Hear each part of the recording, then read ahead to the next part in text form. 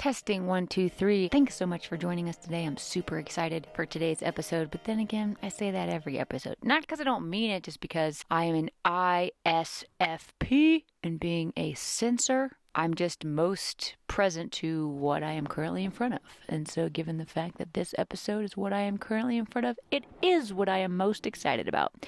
That background noise happens to be my husband coming in the sliding glass door. Remember that movie, Sliding Doors, in the 90s? Gwyneth Paltrow? Ugh, gut-wrenching. Not really, but it was great. There's a toot. It's JJ. Rude. We might just have to leave that in there. Gotta love married life. I'm actually going to stop this because I don't know if the sound is working. I need to listen to it to make sure I'm actually recording myself. We'll be right back. Hey everybody, JJ Barrows here with the Just of It podcast. For those of you who are joining by YouTube, you might notice that I am wearing a lovely towel adorned on my head. I am fresh out of the shower, freshly laundered, so ready for this episode. Also, if you've ever tuned into my YouTube videos, you know that I just like to wear towels on my head. I mean, sure, it might mean I'm fresh out of the shower, but I might have also been wearing it all day long. It's my goal to be myself with this podcast, for other people to be themselves, and that means I broadcast where I get a chance to broadcast, and I do it when I get the chance to do it. And it just so happened that I have this slot in time fresh out of the shower that I am here to chat with you. Okay, I'm getting off track. Forgive me. You might notice that I'm inside this week. We are in Colorado Springs. We just spent the afternoon walking around the Garden of the Gods. I don't have to listen to this. I'm a god. Anybody? Name that movie. If somebody can name that movie, name that quote, name that movie, name who said it, I will send you a mug. I'll send you a mug, one of my art mugs. Who doesn't love a good coffee mug? And I'm a huge fan of movie naming, so the task is on. We'll also find out how many people actually listen to this. I don't have to listen to this. I'm a god. Anyways, we've been exploring, hiking. It's been amazing. We're fortunate enough to have family who lives here, so that is why we are not car camping this week. I am reporting to you from inside a guest room. Yeah.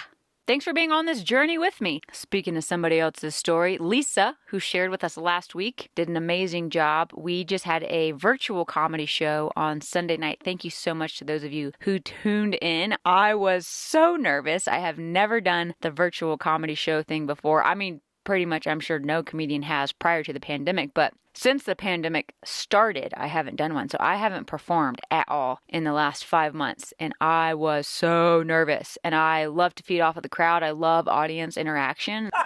So I was like, I don't know how this is going to go virtually. But, you know, you do the best you can with what you got. And I got to say, it didn't go too terribly bad. I mean, sure, there were some awkward moments, but that's life. Life is full of awkward moments. And we just addressed them. You know, that's the best you can do when something's a little awkward. And it was super fun getting to have all of my family on the line. That's something that would never happen, I don't think, in a non-COVID world. I would never be able to have all of my family and friends from so many different states all at the same show.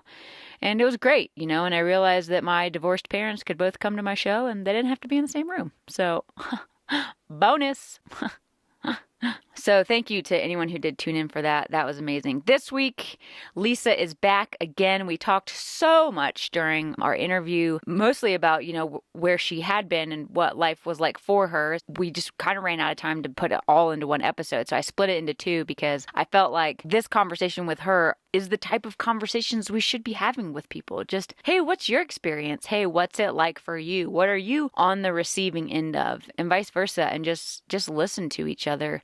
So it's really interesting for me to hear her perspective as a biracial woman, as a mom of triplets specifically, in this climate, what they're hearing, what they're seeing, what they're noticing. Especially about race. I know that's a topic that it's like, how do I talk about it? Or what do I say? Or do I talk about it? And I admit, I don't know. I'm also still trying to figure it out. I'm trying to figure out how to have conversations and how to listen and when to share and show up. And if I get it wrong, try again and not just say, well, I tried. So I get it. It's a tense topic, but understandably so. And so I've super appreciated someone like Lisa being willing to share her insight and her experience. And just to give you a refresher of where we left off last week, Lisa was just in the middle of saying, be you, yeah, be yourself, but be kind, be open to learning and receiving what other people have to say or think or hear. You don't even have to agree. You can be kind to each other. We don't even necessarily all have to get along. Like, it's not like go be VBFF with everybody, but it's just extend grace to your fellow human and maybe listen to their experience of what it's like to be a human. So that's where we left off. So I pick up saying that's a really great point, and I think it really applies to where we're at right now. So that's where we left off. We will check back with you after the show.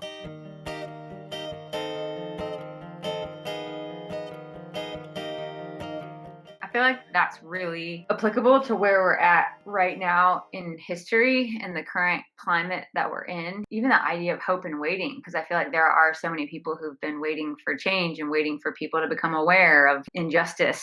And so with that, I just see so many people who are just claiming that they're just being true to themselves, or these are just their beliefs, or these are their opinions, but they're so harmful and they're so hateful. And I, especially as a parent, I would wonder, what is it like for you? Well, just navigating it as a woman who's biracial, given the fact that we're in this huge racial tension that's going on, who has an experience of white community, of Black community, but also as a parent who's raising 3 kids in this current climate, and they're hearing all the conversations that are going on. What's your take or your view on all of that in regards to you as a person and then also you as a parent? Yeah, so I think, for me it's different. I don't know, different or interesting, but because I grew up in a white home and I didn't grow up with Black culture or Black people. I had some cousins and we hung out with those cousins up until maybe junior high or so, but then that was kind of it. And so for me, because my light skin and I had long hair, and I was kind of treated badly and hated on a bit by the Black community.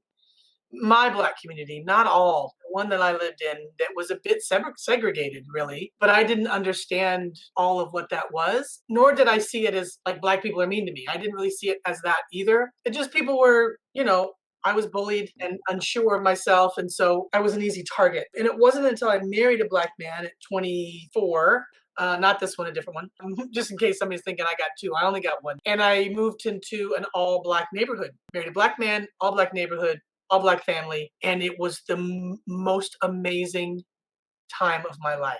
Hmm.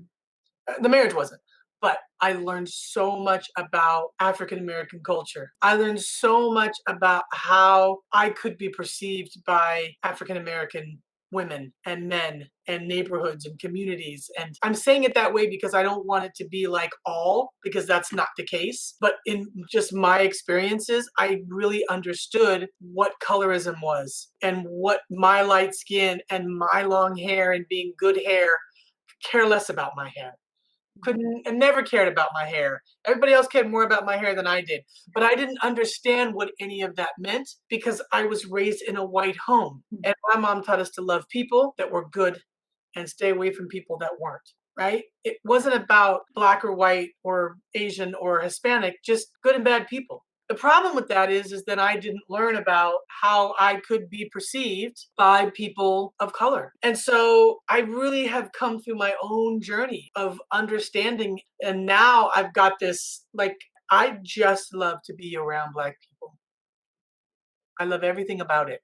And it's because I missed it. I didn't get it. And then when I did get it, I was like, holy cow, the food, the men, yum. Both are yum. Like, this is fabulous. I'm now really kind of understanding. So as much as we're asking other folks to try to understand the African American community and culture and where it came from, I'm learning it as well. My second husband is Black, Black family, and I'm just still learning. I'm learning about his experiences as a Black man, growing up as a Black man. I'm learning about times when people were racist against me, when I didn't really realize it until later that that's what was happening. And understanding, really the main thing for me that's been so, if there's a good part of this, I think, is just the awareness and understanding slavery and how the effects of all of that is still affecting us today. And so where you see all these memes where people are like, nobody you knew was a slave, nobody nowadays is a slave, so be done. What I try to explain to people that are open to just listening is your mom probably parents you to some degree like her mom parented her, and her mom parented her, and her mom parented her. and her mom parented her, right? And what is that? It's history. It's family. It's family and things that are passed along from generation to generation to generation. So although there are no slaves today, my 94-year-old mother-in-law and my 84-year-old mother, one black, one white, have incredible stories of racism, incredible stories of not being able to drink from a certain fountain or having to go in the back of a restaurant. My black husband in 1985 went to go pick up his white friend at a job, and he was only allowed to pull into the parking lot and he could not go in the building in 1985. Wow. So my hope, and I'm waiting and I'm hoping and I'm waiting for myself, for my kids, for my kids' kids, for my friends' kids. I just want people to understand that yes, there is no more slavery today. And there are not signs that say whites only. But there are still attitudes. And those attitudes come from communities. Those attitudes are in big corporates. Those attitudes are in the smallest of places to the biggest of places. And just because we are free to live the way we want to live, it doesn't mean that the laws that were created against Black people, laws, laws that said Black people cannot do this, and this. Those laws that we created then, those folks that taught their kids that Black people are just property, went from generation to generation to generation to generation to generation. My great uncle, he would have been, I don't know, 100. But he was a white man that served in the war. He died at 94 about 10 years ago or so, right? And he and I had conversations, and he's like, look, my parents, my grandparents, and my great grandparents, my great grandparents owned slaves. My mother in law's great grandmother was a slave. It's not that far back, JJ. Mhm.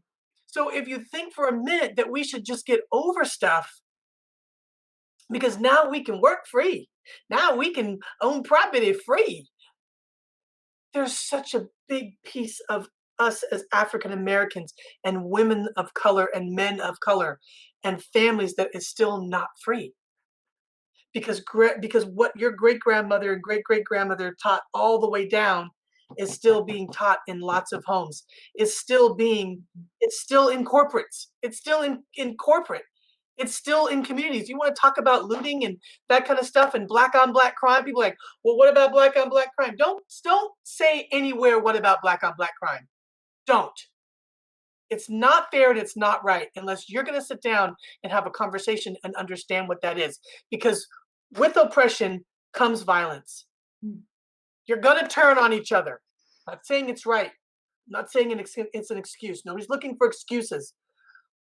But for me, I am just wanting people to just stop for a second and listen. This isn't a Republican issue or a Democratic issue. This isn't, right? We are just people in the end. And if you just stop and say, look, Lisa, I don't understand why Black people aren't just happy with where they're at now and why all of a sudden this Black Lives Matter stuff we got to do. And Black Lives Matter anyway, all lives matter. And I understand how you feel because I'm listening. So why don't you just take a step back from yourself and listen? Goes back to that hope and waiting. You got to take a step back. You got to move yourself aside so that you have room to be in a learner position as opposed to a judgment position. That you're in learner mode as opposed to judgment mode. Well, what if? Well, what about? Somebody said, my mentor said to me the other day, if you see a Facebook post and it starts with, well, what about? That's it. Well, what about? What about what? That's good. All these people are dying of COVID. Well, what about? What about what? Those people are still dying. Those people have still passed away. People have lost their life. Don't give me the what. There's no what if doesn't take away with what is. Mm. You got me started, JJ. Yeah, that's good. That's good. I like it. We Just need. take a minute to just ask the question, and try to learn a little bit about the culture, because it's not just done because slavery was abolished. Yeah. It's not done because we got February, Yeah. Yeah. 28 days of the month. Like, just, I'm not always pulling the race card. I'm just saying, really, you could have given us January or whatever month. But I just, you know what I mean? Like, just take a minute and just be in learner mode and not judgment mode. Yeah, that's a really good way to put it. I like how you said learner position instead of a judgment position. And I feel like, yeah, that's just part of the problem is everyone just making judgments. I just see emotions responding to emotions, Yeah. reactions, actions, reactions, reaction. Like, and people aren't taking the time to just, like what you said, to just take a minute and listen and learn and ask questions. And think about where your ideals and your values and your feelings and thoughts of different people, where that comes from, and trace back. I mean, you Mm. yourself, if you think Yeah. about it, AJ, like, a lot of who you are is who your mom is and who she taught you. Mhm. It's who her mom and his, right? We get rid of certain pieces. I parent a lot like my mom parents, and I take away a lot of the way my mom parenting, and I'm not going to do it that way either, right? The love I have for people initially came from my mom. I watched my mom love people regardless of anything else, color, age, and my mother loved people. And that's where that came from. And that core stuck with me. If my mother was like, "Look, I know you're black, but black people are bad. And I just have you because I'm trying to save you from the black people." Even if later on in life I knew that wasn't the case and that was completely untrue and wrong, you don't think a piece of that wouldn't just stick right here? Right. So don't just think it's gonna go away because now we get to ride wherever the heck we wanna ride on in a bus. Right. Don't think that there's not a black applicant and a white applicant, and people aren't picking those white applicants more than they are the black applicants. Please don't think that that's not happening. Mm. Yeah. What about as far as like your kids right now? Are they aware of everything that's going on, or like would you They're say they were aware. before even all this, or? Yeah, I mean, certainly, like, so I've got, my husband's dark, my daughter's dark. My boys are lighter skinned, my skin color.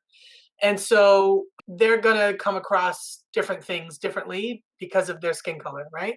And so we've just always talked to them about that, because for them it's, they're just starting to understand that if we're half black, if we're black and white and Indian American, how come Zoe and Daddy look like that and you and me and the boys, how come we look like this, right?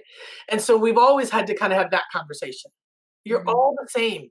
Even though your skin color is different, you're all the same. So we've continued to have those conversations, right? And now the conversation's a little bit different because my husband, who grew up experiencing police brutality, is more like, I'm more like, just put your hands 10 and 2. Just, you know. And my husband's like, you know what? You put your hand at 12. You want to put your hand at 12 or just at 6 and your arm out the window? You do whatever the heck you want to do. Because when you get pulled over, you have a right to speak and ain't nobody gonna. I'm like, okay, you're gonna get our kids killed. You know what I mean? So just within our marriage, trying to blend the two together. And I think we've done pretty well actually with that. And so definitely teaching them kindness and love. However, with my black girl, some boy at school kept touching her in the butt. And I said, that boy will get socked in the face the next time he punches you in the butt. I'm not condoning violence. I know everybody's gonna be like, oh my gosh, I'm just saying you are within your rights. You use both of your hands to push that child away from you very, very hard so that he is away from you. And I want that to follow her all the way up, right? So as a woman, we've got that. As a black woman that I'm raising, we've got that, right? As these little light-skinned boys, they're still black boys. I'm still a woman of color, even though my skin color is light. I'm still a woman of color. The fact that I'm half white, I'm still a woman of color. I'm not taking away from my white side, but I have to also understand what I'm perceived as. So for my kids, this is what you are. This is what your dad is. This is what your mom is. This is what you are. And there are some people in the world that don't think that people with our skin color should get to do things that everybody does. And it's not so much now, but back then, yeah, we talked about white only water fountains. We talked about the little school, the little girl that was, my kid's age that that had to have police escorts to go to school. That wasn't that long ago. We just celebrated 53 years where my mother and my father would not have been able to be married legally. So we do have those conversations that there are some people. We haven't talked about the Klan too much, a lot of hate groups. Like we haven't had those conversations, but we definitely have talked about different skin color and then how people could perceive you or see you. But regardless of how they see you, you're still beautiful. Somebody doesn't like black people, it doesn't mean that you're less than. You're not going to be stomped all over, but you are going to be respectful. Hmm. You're going to respectfully punch that boy in the face if he touches you in the butt again. Yeah. Respectful punch. I like that. After you said to him, look, I'm going to put my hands on you to move you away from me if you don't get away from me. Mm. That's the respectful part. Mhm. And then you punch him in the face. Yeah. Actually, what you do is you punch him in the throat or you punch him in the side in the kidneys. So that way, when you're at the principal's office and they're like, Zoe, did you punch that boy in the stomach? You can honestly say, no, I did not. Because you punched him in the kidneys. Parenting advice. Parenting 101. Mr. Gilbert. I was bullied, so I'm on that, right? There's that piece. I don't Yeah. want my kids to go through that, and so I realize that I'm not condoning violence. I'm a little over the top, but I will say I probably wouldn't have been victimized if somebody would have been okay. Just if my mom didn't say, just turn around and walk away. No, then you get punched in the back of the head. I don't want that for my kids. I want my kids to be able to be like, do it again, watch. Yeah. Do it No again. means no. Yeah. Yeah. That's good. I can't imagine raising kids, period, let alone raising kids, like raising three at once. And boy, yeah, you have the boy experience and the girl experience. And Yeah. like And the boys are clueless. yeah. The boys are like, that man That man put because sometimes you gotta ask your kids, like, what have you heard? Not in school nowadays, but what have you heard on TV? Like we watch the news, but not too often, but it doesn't mean they don't hear stuff. Like what have you heard about black people in the world? And we're part black people, so it's important for you to know what's going on. Well, that police officer put his knee on that man's neck, and he was a black guy, and that was not nice. And then the black man died. Wow. And people are very sad. And that wasn't good. He should have just arrested him if he was going to be arrested. He didn't have to put his knee on his neck and kill him. Mm.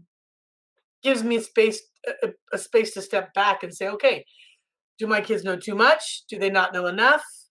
Mm. They need to know more. Where is their head at?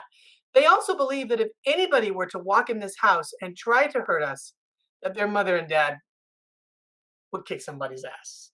Yeah. Can I say ass? I said ass 3 You can times. say. They also are very sure of that. We just had that conversation last night. What if they kind of try to come through the window? Anybody come through the window? Have you seen your Yeah. dad? Oh, I love it. I mean, even that childlike description, I mean, that can even go back to like the basics of like when scripture tells us to be childlike. I think it has more to do with this childlike state of being fully you without fear, without insecurity. And then you have no filter to express, what you're seeing, hearing, feeling. And so even just hearing a child explain, like how you just explained him explaining the George Floyd incident, that right there, like anyone could just hear that description, the way that he explained it. The man put his knee on his neck. The guy that was on the ground was a black man. The guy killed him. He could have just arrested him. It was bad. Like these simple truths, the way that it's worded without all of the, well, what did he do in his past? Well, maybe the cop, there's nothing to explain away. It's literally just stripping away all of the defenses and reasonings and mind tricks and just saying, just simply look at this picture. What do you see? And when you just say what you see and you hear it from a child, it's like, yeah, that's really wrong. Yeah. That's end of story. That's just wrong. Period. And I think went in and shot up and prayed with the black folks at the Baptist church and then shot them all and killed them. yeah. They bought him lunch. And I'm just saying, like, I try to really not pull the black card. Like, I try to really not just, I try not to look for situations. I really try to really, when I see stuff and I'm researching it and I'm going on Snopes and I'm trying to really understand the facts of all these things because so much stuff is posted and it's not, a lot of it's not factual, or it was from, whatever. I just, again, just like you said, like you're a child and you're just like, I just want to know, Mm. just want to understand just the basics here of what that is. There was nothing right about that at all, Mhm. a- Yeah. at all. And there's so many of those experiences and situations that are just, they're just not okay. And so I do tell my kids, we talk about Dr. King, we talk about the whole month of February, and why is February a time when we study these three people that, everybody studies and talks about and learns about, when there's 100 more other people in situations that we need to talk about. But what that means, what that Mhm. is. I mean, Good. it's gotta pierce and be somewhere and stick. We all have experiences and things that our parents have told us when we were younger that were like, I remember when I was younger, my mom said this and this, and that always stuck with me. Yeah, I want my kids to have some of these, Good. and understand.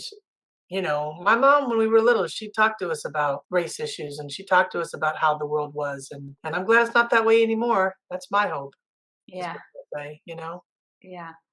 So what would you want, whether it's specifically related to your personal story or even just where we got to from your story and what's going on today? What would you want to be people's takeaway? Like, what's your why behind sharing what you shared? Or what would you want people to learn, to feel, to know, if anything, being on the receiving end of you sharing your story? Gosh, that's a big question.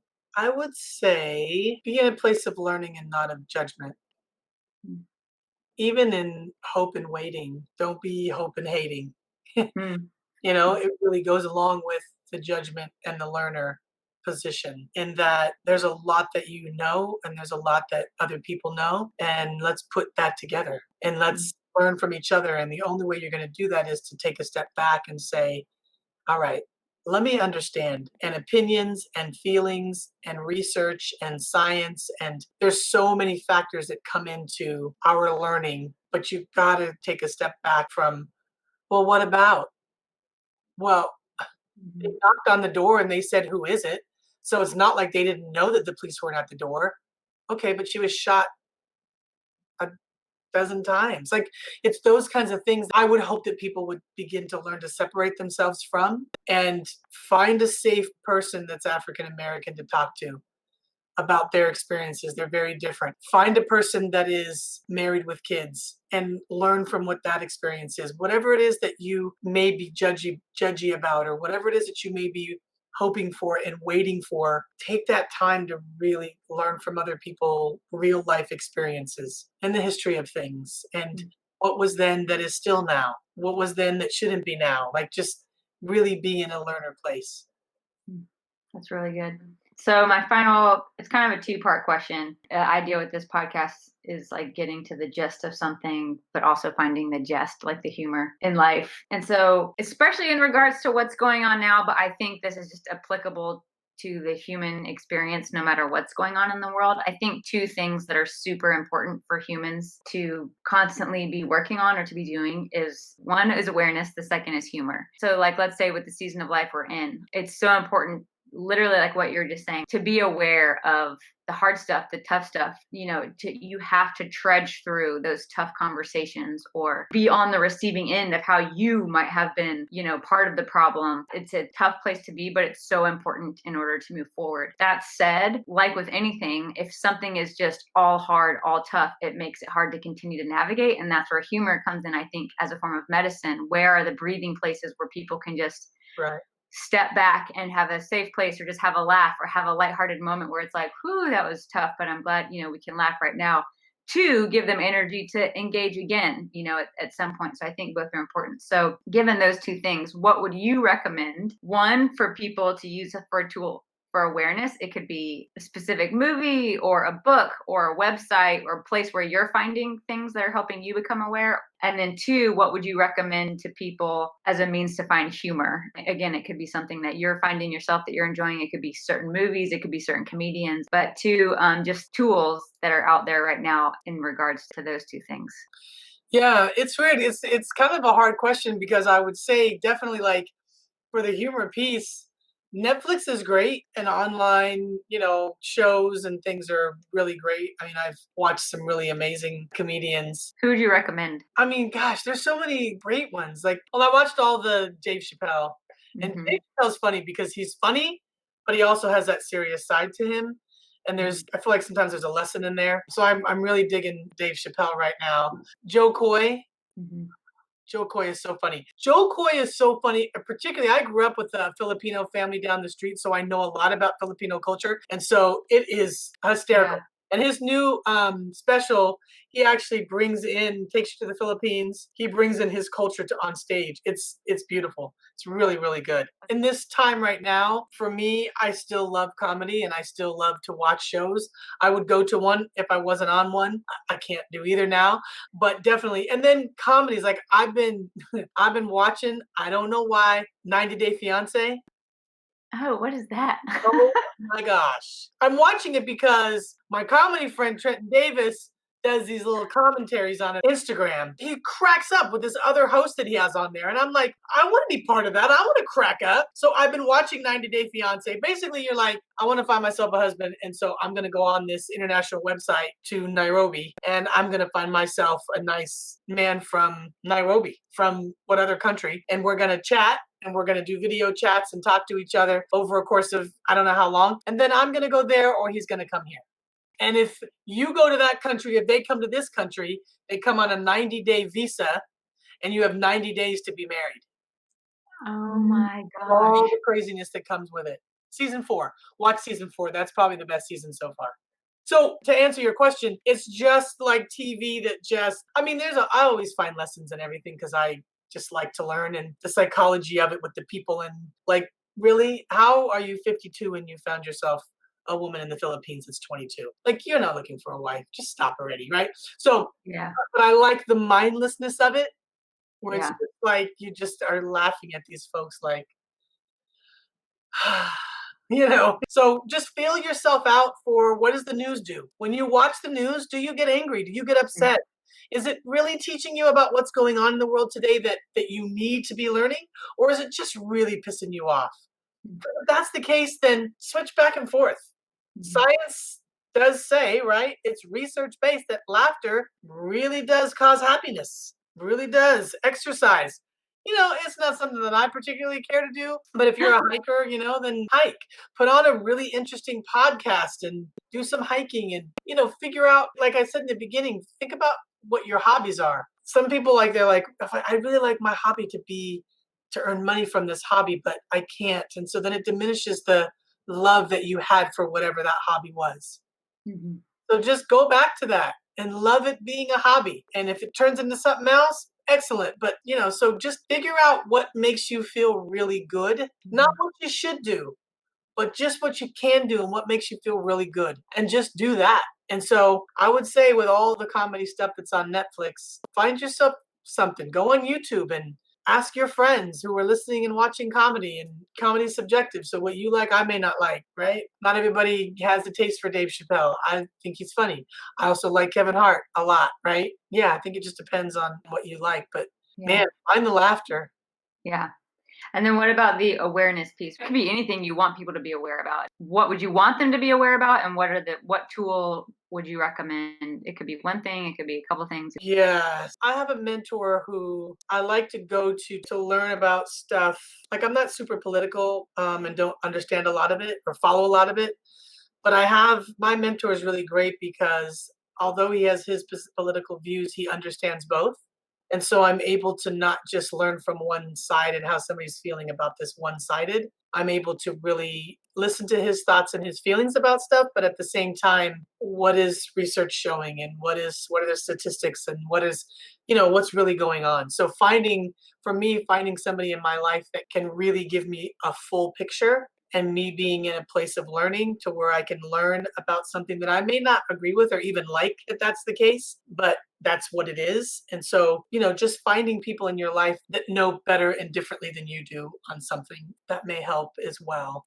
And I think just with anything, I do a training on bias and implicit bias and teaching social workers to really be in tune with what their racial biases is. You're dealing with all kinds of cultures and races and colors and, men, women, LGBTQ, like you're dealing trans communities, like you're dealing with it all. And you're a social worker and you got to figure that out. So I would say if there's an area in your life where you maybe realize, I don't really feel that way, or I don't want to feel that way, or I do kind of feel this way, kind of figure out what that is. Have a conversation with somebody. Find somebody that you trust. Again, some podcasts are really, really good. There's a lot of podcasts out there that could really help you to better understand or get a different perspective. I watched it was on YouTube. Somebody sent it to me, and it was about African Americans who are Republican and Trump supporters, and then those that aren't. And it was very interesting to watch them have a very educational conversation. There were feelings and thoughts and emotions, but it was done so respectfully and in a way that you could really learn from both perspectives. Hmm. So if you're not a Facebook person, you're not going to get everything from Facebook. So just be careful, because Facebook, even though there are people that are putting out some really great stuff, great perspectives and really great research and great statistics that are coming from a place that's real, a lot of it really is just what we feel and how we're feeling and what our thoughts are. And so be careful about that. There are other avenues of learning besides just that. And this whole Black Lives Matter, I get that the organization itself, there's issue with that organization of itself, but just know that, Black lives just want to matter the same. And that in itself has nothing to do with anything other than Black lives just wanting to matter the same. It's not an organization. It shouldn't be a movement. It should just be. It should just be the way that is. So find somebody that you can talk to. You can message me. I'll talk to you about it. That's good. Let's just have a conversation, but make sure that you're gonna step to me in a position of learning, because I'm halfway into my life now, and I ain't got time for the rest of it. Yeah. I got this much time. Don't make comments. Don't make stupid comments like, "Is Hangman gonna be?" We got to get rid of Hangman now, because don't do that. Even with that, I tried to have a conversation. I tried, and it didn't work, and so I'm done. Bye. Mm-hmm. Yeah.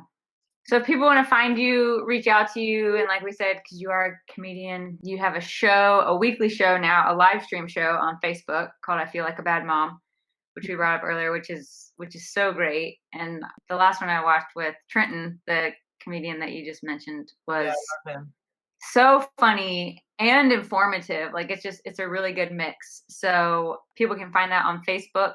So on Facebook, I can't remember. This is good. This is really good. I should know who I am and how I am. So it's just Lisa Gilbert. I have a Lisa Gilbert comedy fan page, but the Facebook Live that I do on Sundays at 8 is just Lisa Gilbert. It also streams on YouTube. And it's just really a place where that's why I had Trenton on there, because I want parents to come on, and just a place where they can come on and give their thoughts and opinions and feelings. And if you got some research and stats, I want that too, and not feel like, okay, I let my kid play on the PlayStation for 6 hours. Am I a bad mom? No, you're not. You're a smart mom. I'm doing a little mini series on triplets, mothers of triplets. And if you've got more than one child, this is also for you. But I'm going to do a little mini series on having triplets. That's amazing. So 8:00 Sunday nights, West Coast time. I forget what we call it. 8:00 in California. So if you live around that area, and if you live in New York, it's probably not 8:00. Yeah. So Lisa Gilbert on Facebook, Lisa Gilbert Comedy on Instagram. Lisa, thanks so much for sharing today. Yeah, your insight, your humor, your grace, like your willingness to talk with people and to educate. I know I super appreciate it. So thanks for continuing to put your stuff out there. Yeah, I hope I see you soon on the stage. I know. I'm not ready for the stage yet. I'm enjoying the break, but one of these days. Hey everybody, thanks so much for listening to today's episode. Man, that was awesome. I really hope that y'all heard Lisa's heart and her sincerity in asking people to just start listening, to people, to start listening to each other, to hear what residual feelings are left over, whether it's from the oppressed or the oppressor, that just because laws have changed doesn't mean that the heart conditions have been dealt with. Super loaded. I have more guests coming up this season to talk more in depth about their personal experiences. So I don't have all the answers by any means, but I appreciate steps towards finding answers or finding resolve or finding peace or finding healing, even if it is step by step. And so thank you to Lisa for sharing her experience, her insight, her thoughts. I really hope that you enjoyed this episode. It was super meaningful for me. I love that Lisa is one of the funniest people I know. She's an amazing comedian, and yet she's so full of depth and knowledge and really wants to navigate meaningful conversations with people. So if you want to find more of Lisa, find her on Instagram at Lisa Gilbert Comedy, on Facebook. She has a live Facebook show every Sunday night at 8 p.m. It's called I Feel Like a Bad Mom. It's a great show if you've ever felt like a bad mom or just a bad person in general, because hey, we've all been there and we don't know what the heck we're doing, especially in the year 2020. Tune in because she will thoroughly entertain you. She also has a dry bar special coming out. It is not out yet. She actually filmed it right before quarantine and then the world shut down. So it's on a little bit of delay as far as publication goes, but I say that just to say please keep an eye out for her dry bar, because watching her live is phenomenal. If you want to continue to support the comedians, I also have a dry bar special. You can find it at drybarcomedy.com/JJB. And hey, maybe you can see us again on another virtual show. Stay tuned. Keep checking back with us to find out more. Have a great weekend, guys.